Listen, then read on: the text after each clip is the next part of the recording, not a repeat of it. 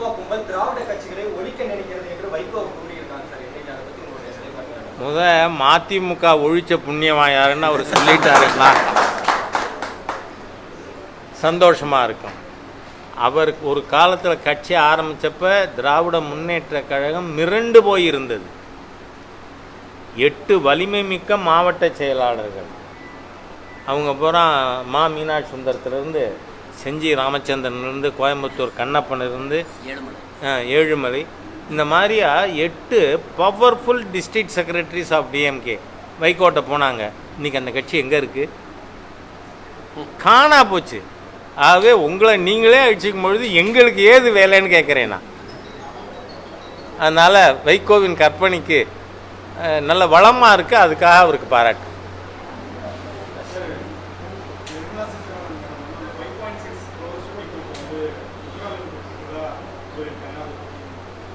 கொடுத்துருக்கு, கணக்கு சொல்லியிருக்காங்க. ஆமாம், இல்லை அவ்வளோ பேருக்கு இப்போ ஒரு வீட்டில் கூட 2 பேர் 3 பேர் வாங்கியிருக்கலாம் இல்லையா? ஒரு நிதி அமைச்சர் கொடுத்துருக்கிற டேட்டாவை கொஸ்டின் பண்ண நமக்கு என்ன விஸ்டம் இருக்குது? வேணும்னா வெரிஃபை பண்ணுவோம் நெட்டில் போய். You have got every right. சொல்லிட்டாங்க இல்லையா?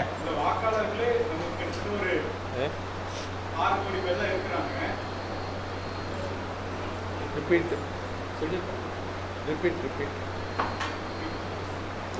வருஷம் அவங்க ஏற்கனவே சொல்லியிருக்கிறது என்னென்னா, இப்போது ஒருத்தர் முத்ராவில் லோன் வாங்குறார். மேக்ஸிமம் 10 lakhs இருந்தது, இப்போ 20 lakhs ஆகிருக்கு. அந்த 10 lakhs அவர் 2 வருஷத்தில் ரீபே பண்ணிவிட்டு திருப்பி வாங்குறார். ஸோ டோட்டல் பேங்கில் இந்த லோன் வாங்கின கணக்கு தான் சொல்லியிருக்காங்க. அதனால் நீங்கள் வாக்காளர் எவ்வளவு என்ன கணக்கு அப்படிங்கிறது இல்லை. They have repaid. ஏன்னா இப்போ 50,000 ரூபா வாங்கலாம் சிசு. அந்த 50,000 ரூபா வாங்கி அவர் 10 மாதத்தில் ரீபே பண்ணியிருக்கலாம், திருப்பி அடுத்த கடன் வாங்கியிருக்கலாம். ஒருவரே 2-3 தடவை, ஒரு வீட்டுக்கு 2-3 பேருங்கிறது மட்டும் இல்லை, ஒருவரே 2-3 தடவை வாங்கியிருக்க முடியும். அதைத்தான் அவர் சொல்லியிருக்காருங்கிறத இந்த காலகட்டத்துக்குள்ளே அது நடந்திருக்க டெஃபினட்டாக வாய்ப்பு இருக்குது. இத்தனை லோன் பேங்கில் நீங்கள் கணக்கு பண்ணால், இப்போ நான் முதல்ல ஒரு லோன் வாங்குகிறேன், க்ளோஸ் பண்ணிட்டேன், அடுத்த லோன் வாங்குகிறேன். அவங்க இந்த ஸ்கீமில் நாங்கள் இவ்வளவு லோன் கொடுத்துருக்கோன்னா எனக்கு 2 லோன் கணக்கு வரும். அந்த மாதிரி டோட்டல் லோன்ஸ் டிஸ்பர்ஸ்டு 5.6 லோன், 5.6 கோடி அக்கௌண்ட்டு. 5.6 கோடி பேருக்கு தான் அதில் பயனடைந்தவர்கள் 5.6 கோடி பேர். 5.6 கோடிங்கிறது கணக்கு, அக்கௌண்ட். ஐ எம் சார்ட்டர்ட் அக்கௌண்ட்னா நான் இந்த இது ஐ எம் ஆடிட்டிங் பேங்க்ஸ். அது என்னன்னு சொன்னால் டோட்டல் அக்கௌண்ட்ஸ் இது வரைக்கும் எவ்வளோ இந்த ஹெட்டில் கொடுத்துருக்கு, லோன் டிஸ்பர்ஸ் ஆகிருக்குன்னா அது எல்லாமே கணக்கு வரும். எனக்கு 3 லோன் கொடுத்தா கூட 3ஆ கணக்கு வரும். கரெக்ட்.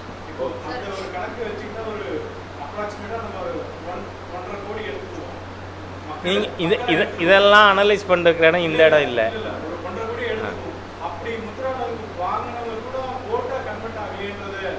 நான் என்ன சொல்கிறேன், அயோத்தி ராம ஜென்மபூமி பிரச்சனையில் அங்கே ராமர் கோயில் தான் வரணுமான்னு ஒத்த கேள்வி கேட்டு நாம் இந்த நாட்டில் கருத்து கணிப்பு நடத்தியிருந்தால் 80% மேல் மக்கள் கோவில் தான் வரணும்னு ஓட்டு போட்டிருப்பாங்க. ஆனால் பிஜேபி 80% ஓட்டு வாங்கியிருக்கா அப்படின்னு கேட்க முடியாது. அதுக்கு வராத ஓட்டுக்கள் ராம ஜென்மபூமிக்கு விரோதமானதுன்னு பேச முடியாது. பல்வேறு காரணங்கள், உள்ளூர் வேட்பாளர் பிடிக்கலை, இல்லை உள்ளூர் வேட்பாளர் என் ஜாதிக்காரர், இல்லை உள்ளூர் வேட்பாளர் என் ஜாதிக்காரர் இல்லை, அப்படியெல்லாம் நினச்சும் மக்கள் ஓட்டு போடுவாங்க. அதனால் நீங்கள் இந்த இல்லை நீங்கள் அது ஒன்று மாத்திரம் நீங்கள் எடுத்துக்கிறீங்க. Too much of hair splitting is always bad. என்ன அது திராவிடியன் ஸ்டாக்கோட இல்லைங்க. இல்லை அதுக்கு தான் சொல்கிறேன்னா, மாதம் 5 கிலோ அரிசி ஒரு நபருக்கு, 1 கிலோ பருப்பு கொடுக்கறது central government. It is 100% centre sponsored scheme. அதனால் ரேஷன் கடையில் மோடி படத்தை வைக்கணும், ஸ்டாலினோட படம் போட்ட பை, கருணாநிதி படம் போட்ட பையெல்லாம் கொடுக்கக்கூடாதுன்னு மக்கள் அங்கே போய் சண்டையாக போடுவாங்க, போட மாட்டாங்க. அதனால் நாம் வாக்குகளையும் இதையும் கம்பேர் பண்ண வேண்டாம். முன்ன இருந்ததை விட இன்றைக்கி தேசிய ஜனநாயக கூட்டணிக்கு 80 லட்சம் ஓட்டுகள் வந்திருக்கு. நம்மளை விட ஏடிஎம்கே கூட்டணிக்கு ஒரு 20 லட்சம் கூட வந்திருக்கு. That is all. அந்த அளவுக்கு வளர்ச்சி நமக்கு.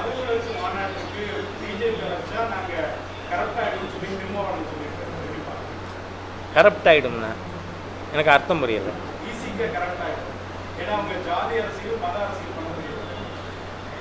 தமிழகத்திலேயே, ஏன் நான் இந்தியாவிலேயே சொல்லுவேன், மிக மோசமான ஜாதிய கட்சி விசிகா தான். நீங்கள் அதுலேயும் நீங்கள் அவர் தலித் மக்கள் எல்லாருக்கும், பட்டியல் சமுதாய மக்கள் எல்லாருக்கும் தலைவரா? இல்லவே இல்லை. ஏன்னா தேவேந்திர குல வேளாளர் சமுதாயத்தை சேர்ந்த மக்கள் நாங்கள் பட்டியல் வெளியேறணும்னு சொல்கிறாங்க. அவர்கள் திருமாவளவனுடைய எந்த கொள்கையும் ஏற்கலை. சரி, கருணாநிதி அவர்கள் முதலமைச்சராக இருந்தபொழுது அருந்ததியர் சமுதாயத்துக்கு உள் ஒதுக்கீடு 3% கொடுத்தார். அதை கடுமையாக எதிர்க்கிறவர் திருமாவளவன்.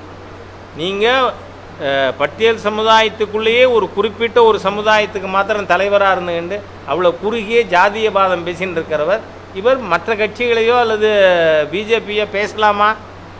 பிஜேபி நேஷ்னல் பார்ட்டிங்கிறது இன்றைக்கி இல்லை, 51 ஜனசங்கம் ஆரம்பித்த பொழுதே பாரதிய ஜனசங்கத்தில் எல்லா மத மக்களுக்கும் இடம் உண்டு அப்படின்னு எங்கள் விதிமுறையிலே இருக்குது. அதனால் இப்படி ஒரு நேஷ்னல் பார்ட்டியை பற்றி ஒரு மோசமான ஜாதியவாதி பேசியிருக்கிறது எனக்கு ஆச்சரியமாக இருக்குது.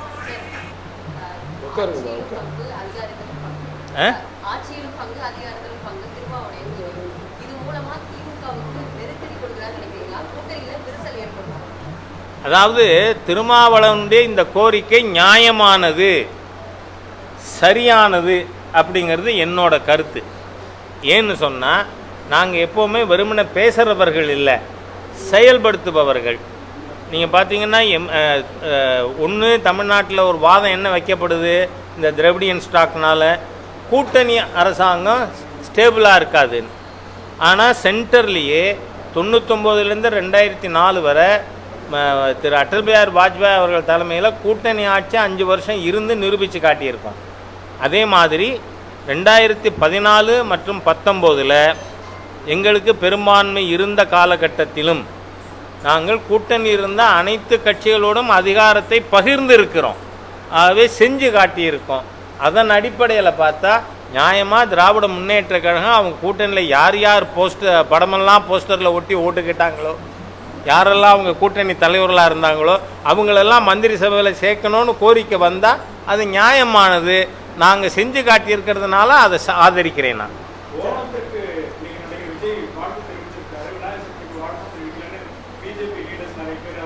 பிஜேபி லீடர்ஸு வாழ்த்து தெரிவிக்கலைன்னு சொன்னாங்களா, இல்லை அவர் வாழ்த்தே தெரிவிக்கலைன்னு நீங்களும் ஒத்துக்கிறீங்களா? நீங்கள் அதை ஒத்துக்கிறீங்க. அதனால் அவர் எதனால் செய்யலைன்னு தெரில. செய்யாது தவறு தான், இது பெரும்பான்மை சமுதாயத்தை காயப்படுத்துகின்ற விஷயம்தான்னு சொல்கிற உரிமை பிஜேபிக்கு இருக்கா இல்லையா? இருக்குது. That ends the matter.